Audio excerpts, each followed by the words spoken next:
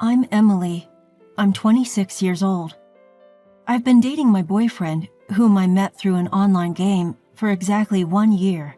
Initially, I was nervous as we met online, but we clicked due to the similarities in our family backgrounds. Now, he is the one who understands me the most and is very important to me.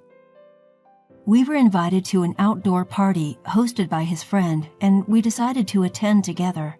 It was a barbecue at the cabin owned by his friend's father. Everything tasted delicious, and his friends I met for the first time, their wives and girlfriends, were all wonderful people. Initially, I was nervous, but by the time we left, I was completely at ease. On the way back, suddenly he stopped the car and started to talk. "What did you think about my friends? They are all very nice people. I'm glad I could get along with them and had fun. Thank you for taking me there." "Really? I'm glad, I hope we can keep having fun like this, preferably as husband and wife. What do you think?" I was surprised. Was that a proposal? Of course, my answer is yes. It's like a dream. We were so excited. In the heat of the moment, we decided, let's have our wedding there, and headed to a memorable hotel. This is the first place he brought me to on our first drive date when we had just started dating. It's a quiet hotel in the mountains, and from the restaurant, you can see the lake in front of the hotel. Not only was the view stunning, but there was also a couple having their wedding at that time, and he remembered me saying, "How lovely." We both agreed that we would like to have our wedding at that hotel. But as soon as we arrived, our hopes were dashed. It is indeed a secluded hotel, but it is famous for its high status. At the moment, we were returning from an outdoor event, dressed casually in t-shirts and jeans, sneakers, and carrying backpacks. It was clear that we weren't fitting into the upscale atmosphere of this hotel. However, the bellhop, who should have greeted us, glanced at us and then blatantly ignored us. We even caught him exchanging looks and laughing with other staff members. We began to feel self-conscious about our attire, but my boyfriend confidently continued walking deeper into the lobby. During this time, the front desk staff were whispering and pointing toward us.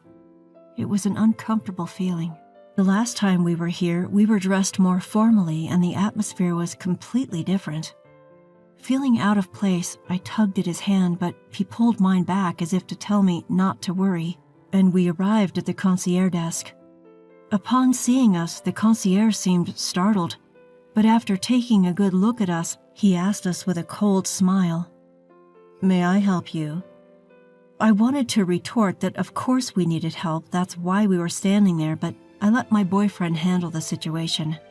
"We are actually considering holding our wedding ceremony here. Could you tell us where the wedding reception desk is?" Upon hearing this, the concierge made a clearly disgusted face. "This isn't your ordinary city hotel. It's a place frequented by celebrities and the wealthy. I don't think it's the kind of place where people like you would hold a wedding." "I'm aware. We've been here before. We love the view and thought it would be great to hold our ceremony here." "As I said, this isn't a place where people like you would have a wedding." "What do you mean by that?" "Can you just connect us to the wedding reception desk?"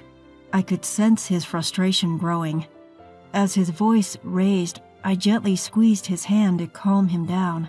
The concierge continued, "What I'm saying is, this hotel is not a place for poor people like you. Please, leave immediately." What? The poor? Did he just call us poor?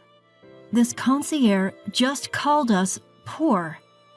Despite his polite phrasing, he just called us poor. I was ready to tell him off for his snooty attitude, but I decided to let my boyfriend handle this. "Did you just call your customer poor? What's wrong with the staff training at this hotel? Sir, I must ask you to leave this lobby immediately as it is getting dirty. It's causing an inconvenience to the other guests." "Cut it out already. We're just asking for a wedding consultation. Can't you at least let us look around without any hassle?" "A tour? A wedding? You've got to be kidding. Even if you worked your whole life and saved every penny, you couldn't afford a wedding here. A tour would be a complete waste of time, wouldn't it? Hey, that's enough. Let's go home. The other customers are watching too. Emily, just stay out of it. This hotel won't do if they can't get it together. They need to act properly. He's flipped his switch. He hates injustice so much that he's ruthless when dealing with people who act unfairly. Generally, this only stirs up animosity and heats things up. How did you learn customer service? You're supposed to be a specialist as a concierge, right? Is it acceptable to treat us the way you just did? What? What are you talking about? At that moment, a voice came from behind. What's going on here? Apparently, the manager came over thinking we were causing a disturbance.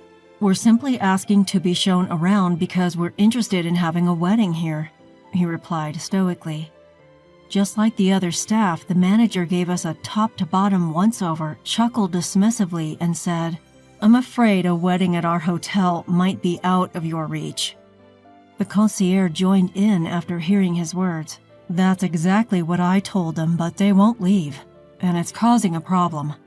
It's a disturbance to our other guests for you to be in the lobby for such a long period. I'm sorry, but I think it's best if you give up on the wedding and please leave. Hold on a second. We were just asking to look around because we're interested in having a wedding here. Isn't it okay if you just show us around? Sir, I am the manager of this hotel. If you continue to loiter here, he gestured to call security. So what do we need to do to be able to look around? Well, if you were to buy the hotel and become the owner, that's not going to happen, but... At his words, I was on the brink of losing it, thinking, what the heck is he talking about? But he just said, I see, so that's how it is. The owner, huh? And started to ponder. Just then, security started to approach us, so I grabbed his hand and urged him to leave. As we walked away with our backs to the manager, he started giving instructions to the concierge. Contact the cleaning staff. The lobby has been completely dirtied. Have it cleaned immediately. What the heck was dirty? In my mind, I cursed at them, thinking that their attitudes were far dirtier than anything else. We left the hotel behind us. Feeling quite upset, I thought of taking a walk in the garden and admiring the lake before heading home. But we were quickly spotted by the manager from before as we strolled through the garden. Guests, this is troublesome. If you walk around here, it could ruin the view for other guests who are enjoying the scenery. What's the big deal about looking at the view? That's not okay. This view is for the guests who use our hotel. If you can't afford it, please hurry and leave. He tried to shoo us away. Are you possibly thinking about a wedding? Dreaming of a garden wedding?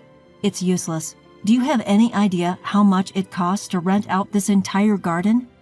Please, make your way out. Then he sprayed me with a hose. Stop loitering and get going. Oh no, I'm all wet now. What is this old guy thinking? This hotel might not be as safe as we thought, even if he's not the one in charge. Hey, what do you think you're doing? There was a stray cat in the garden. I was just sprinkling water to clean it up. Oh, it's still here. He threatened to spray water again. My boyfriend, at his wit's end with these words and actions, shouted, Are you referring to Emily as a stray cat? Enough is enough. Is this how a person in hospitality behaves? Spraying water on people? Hey, call the cops. I had this feeling it was going to turn into a big deal. I couldn't stay there and get soaked any further. Enraged, I told him, I want to change my clothes, let's go, and dragged him back to the car. We came here excited about planning our wedding, but this turned out to be quite an ordeal. This hotel feels so different from when we visited on our date, it's almost like a different hotel altogether. No, the wet clothes I'm wearing are a clear proof of reality. I'm so glad I had a change of clothes in the car. After changing and feeling a bit refreshed, he asked me, Emily, what do you want to do? Do you still want to have our wedding at this hotel?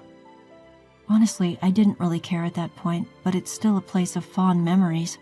I don't know. The hotel itself is lovely, but I'm not sure about the staff, I replied. But he just said, I see, let's think about it a bit. And that was the end of the conversation. Afterwards, we decided to at least pay our respects to both families, and it's been a whirlwind since then. Our parents asked about our plans for the wedding and reception.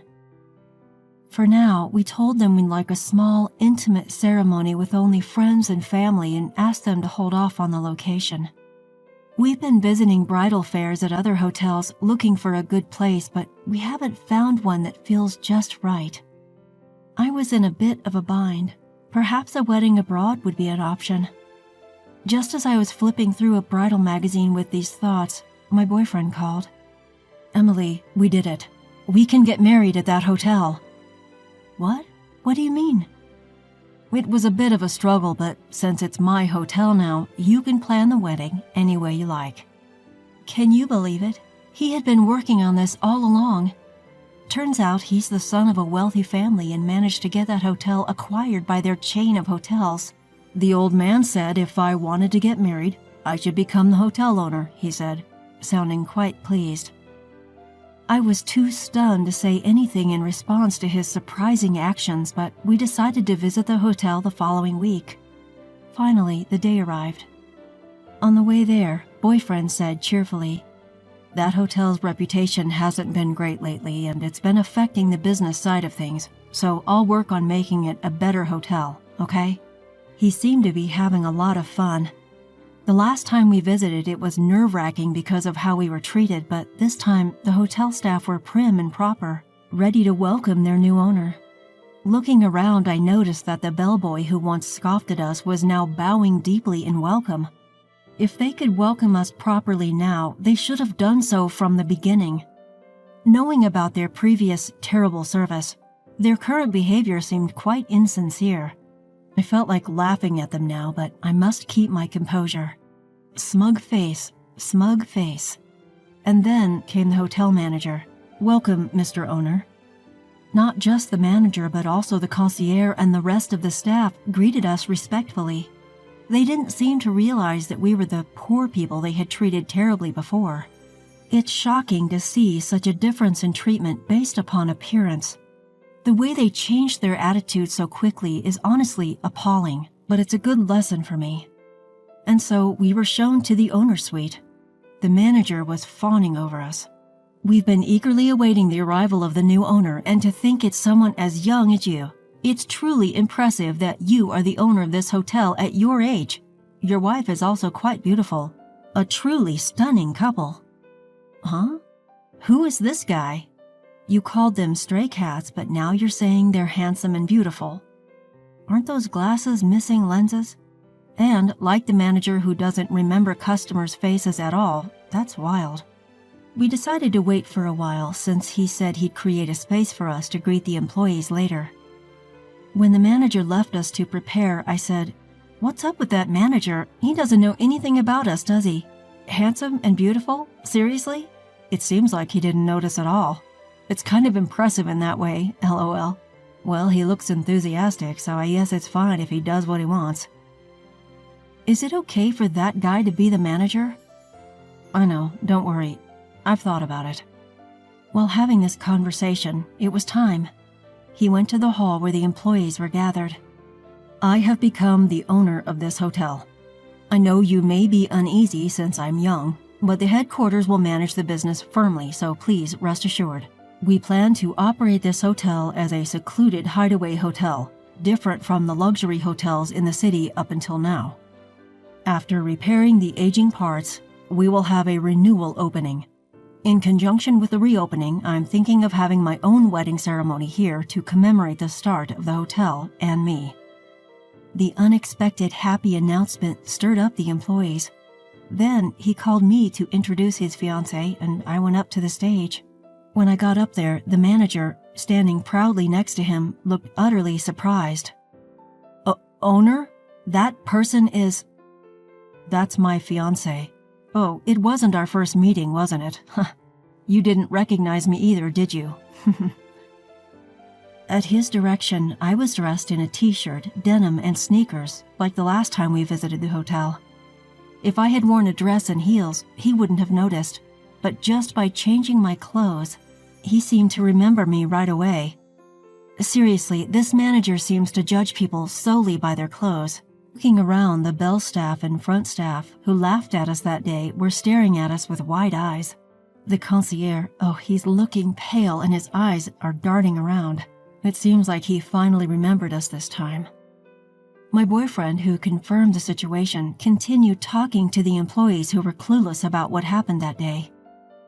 Actually, we visited this hotel the other day, and at that time, we were both dressed like her, now. I got her approval for my proposal, so I was over the moon. When we came here thinking we wanted to have our wedding here, the bellboy, that's you, right? You ignored us without even saying welcome and laughed at us. The front desk staff were pointing and whispering about us. The concierge, you didn't listen or pay attention when we said we wanted to have our wedding here, and you told us poor people should go home. The worst was you, the manager. Actually, I recorded our conversation from the middle of it. I'll let everyone hear it. The recording of the exchange with the manager played. The employees started murmuring with disbelief on their faces. They called them poor people? Isn't that terrible treatment? They began to say, while the manager turned pale and trembled. After the audio ended, he began to speak. As you can see, we were treated as poor because of our modest attire, and in the end, we were doused with water and driven out. This is unacceptable, isn't it? There are nods of agreement from the crowd. Regardless of what we were wearing, I come from a family that owns a chain of hotels, and she is the daughter of a big pharmaceutical company CEO. We are not poor. This time, we were advised by your manager here to become the owners if we wanted to have our wedding here. But what if we were other guests? This should never happen, right? This hotel, which is not particularly conveniently located, should offer the best service to all guests who take the trouble to come here. I want to return this hotel to that state. It was once like that. Let's make this the best hotel together. Applause filled the room.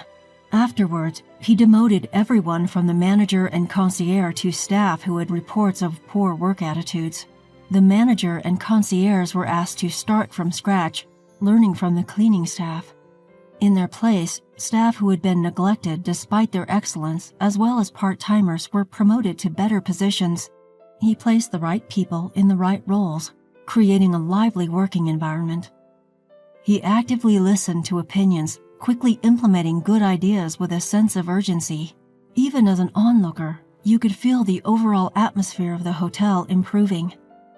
And so he successfully transformed the hotel. By the way, we were able to hold our wedding ceremony at the hotel as initially planned. Of course, it was during a quieter time and we kept it low-key.